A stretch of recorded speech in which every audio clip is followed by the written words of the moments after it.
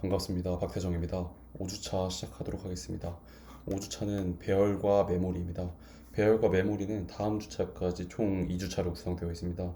이번 수업에서는 배열과 배열이 메모리에 어떻게 저장되는지를 배웁니다.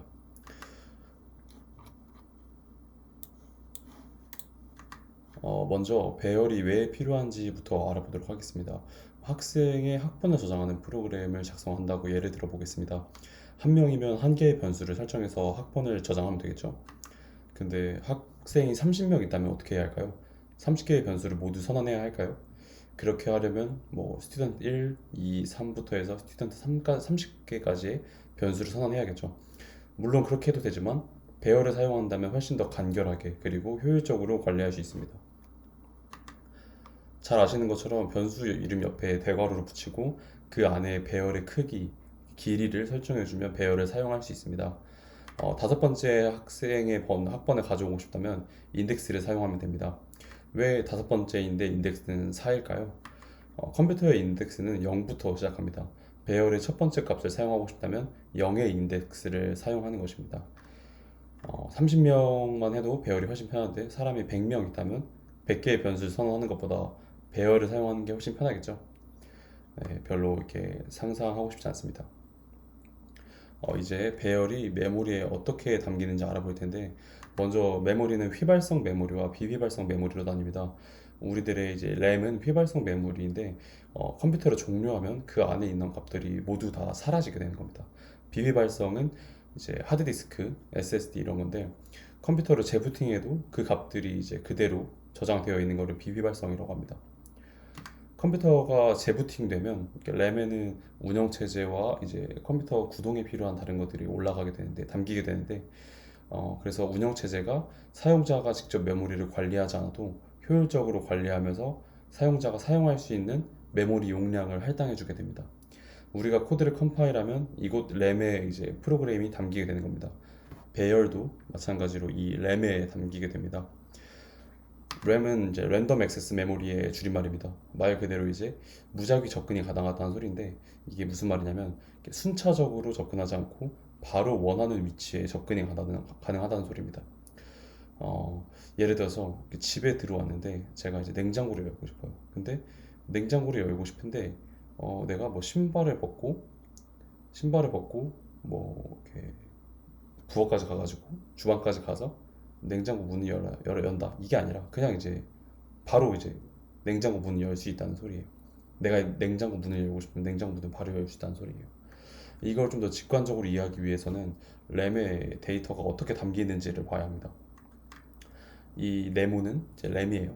이 네모는 더 작은 이제 네모들로 쪼개져서 공간을 형성합니다.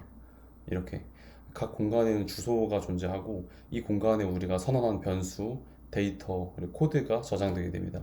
이해하기 쉽게 10진수로 썼는데 실제로는 이게 우리가 첫 시간 때 배웠던 주소인 거죠.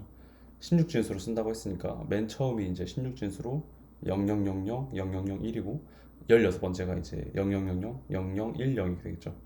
그럼 이제 여기에 데이터가 어떻게 담길까요? 이렇게 담기게 됩니다. 실제로 이렇게 담겨요. 어떤 공간에 우리가 선언한 변수들의 데이터들이 저렇게 담기는 거예요. 변수의 구조에 대해서 배웠을 때 자료형과 주소, 값으로 이루어져 있다고 했었죠. 이 자료형이라는 걸 써줘야 하는 게 이유가 여기에 있습니다. 인트는 이제 4바이트라고 했었죠. 메모리 공간의 4칸, 그러니까 4바이트만큼의 공간을 할당하는 거예요. 그래서 우리가 인트라는 걸 써준 거예요. 이거 인트니까 4바이트만큼 공간을 할당해줘야 돼. 라는 거를 명시적으로 알려주는 겁니다. 그리고 이제 4바이트는 32비트죠. 1바이트가 8비트라고 했으니까. 그래서 이 4칸에 32비트의 값이 담기는 거예요. 예를 들어서 12라고 하면 이렇게 담기게 되겠죠.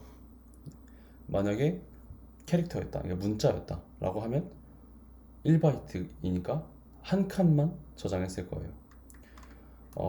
랜덤 액세스 메모리는 이렇게 테스트 넘버라는 변수에 접근하기 위해서 이렇게 여기 첫 번째 칸부터 하나, 둘, 셋, 넷, 다섯, 여섯 이렇게 접근하지 않고 바로 여기에 접근할 수 있습니다.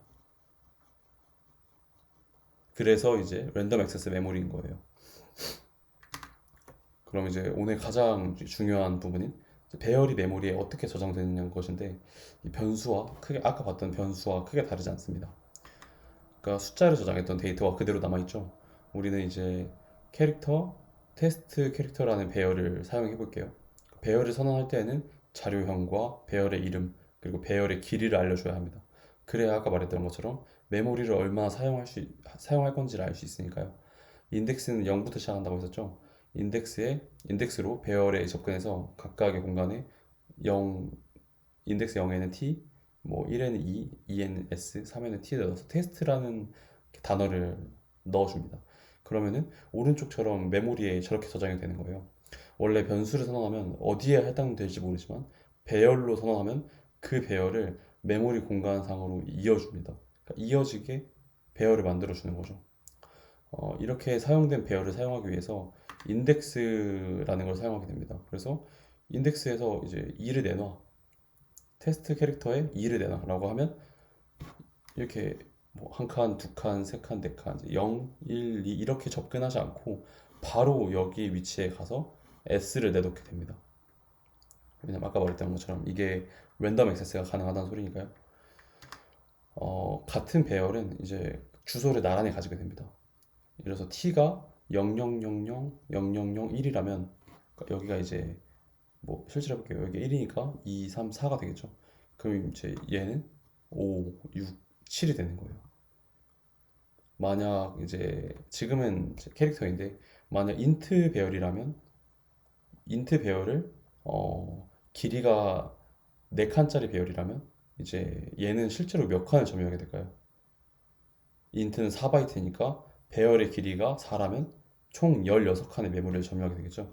얘가 이제 한 개의 변수인데 4칸을 차지하고 있으니까 배열을 인트 배열을 4개의 길이만큼 쓴다라고 하면 얘가 이만큼 점유하고 이만큼 점유하고 또 이만큼 점유해서 인트를 4개 저장할 수 있는 공간을 만들겠죠.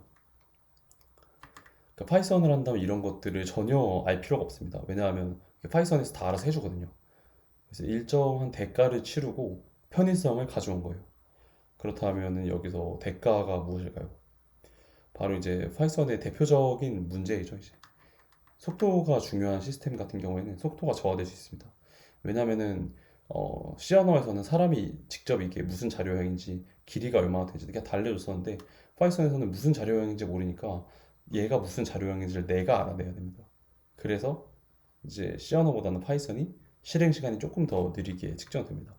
만약에 복잡한 시스템 같은 경우에는 차이가 크게 나겠죠. 아까 봤던 배열을 다시 이제 한 줄로 점검해 보도록 할게요. 만약 배열을 읽는다고 했을 때 우리는 인덱스로 접근해서 값을 가져올 수가 있습니다. 랜덤 액세스가 가능하니까요. 그래서 인덱스 1번을 달라고 하면 0, 1 해서 2를 내놓게 됩니다. 근데 여기서 문제는 뭐냐면 인덱스로 접근해서 내놓으라고 하면 바로 내놓는데 만약에 저 배열 안에서 S를 꺼내줘 라고 하면 즉각적으로 내놓지 못합니다. 왜냐면 우리는 눈으로 보고 있을 때 저기에 S가 있다는 걸 알고 있지만 컴퓨터는 S가 저기에 있는지를 몰라요. 그래서 배열의 첫 번째부터 배열의 마지막까지 S가 있는지를 검사해야 돼요.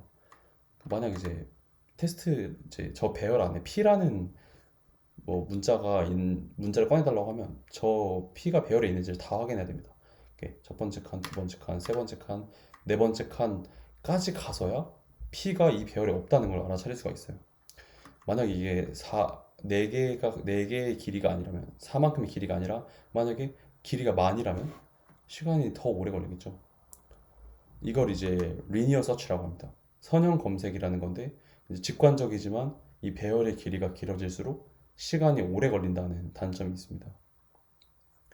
컴퓨터 공학에서는 이런 검색을 수행할 때 실행 시간을 굉장히 중요하게 생각하게 되는데요. 어, n개의 배열 크기가 있다면 선형 검색에서 걸리는 시간은 n이 되는 거예요. 왜냐하면 최악의 실행 시간을 기준으로 하거든요. 컴퓨터가 첫 번째 칸에서 발견할 수도 있지만 맨 마지막에 발견할 수도 있으니까요. 이런 거를 더 좋게 할 수 있지 않을까라는 걸 고민하는 게 컴퓨터 공학의 알고리즘입니다. 알고리즘에 대해서는 나중에 시간이 되면 더 설명을 해드릴게요. 그래서 이제 약간만 좀 더 공감을 시켜드리면은 단순하게 하면 시간이 오래 걸리지만 머리를 조금만 더 쓰면 시간을 아낄 수 있는 방법들이 존재합니다. 이런 것들이 이제 알고리즘이라고 하고 데이터의 구조라고 합니다. 아까 n개의 배열이 있다고 했을 때 n만큼의 시간이 걸린다고 했었죠. 왜냐면은 n개를 다 뒤져봐야 되니까요. 만약에 이런 가정을 하는 구조가 있다고 생각해 볼게요. 이 그림처럼 나오는 구조인데 나무가 뿌리를 내리는 것처럼 보인다고 해서 이런 걸 트리 구조라고 합니다.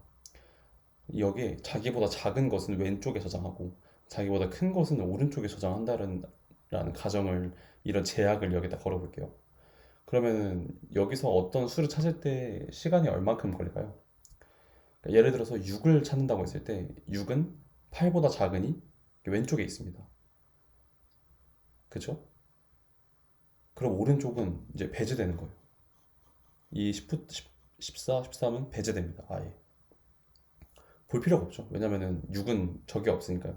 그리고 이제 3으로 갑니다. 3으로 갔을 때 6은 3보다 크죠. 그러면은 오른쪽에 저장되어 있을 거란 말이에요. 오른쪽 갔는데 6이 있네요. 숫자는 9개인데 3번 만에 찾아냈습니다. 아까는 이제 이게 9개, 이게 9개죠. 네, 9개인데 9개만큼의 시간을 쓰지 않, 9개만큼의 시간을 쓰지 않고 3번 만에 이거를 찾아냈어요, 우리가.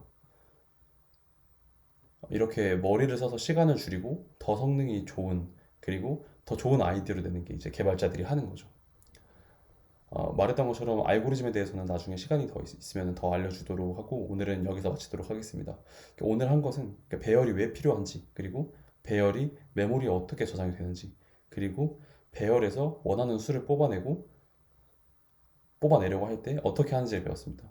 다음 시간에는 배열에 값을 넣는 것과 이것이 프린트f와 스캔f에서 어떻게 사용되는지를 배우도록 할게요.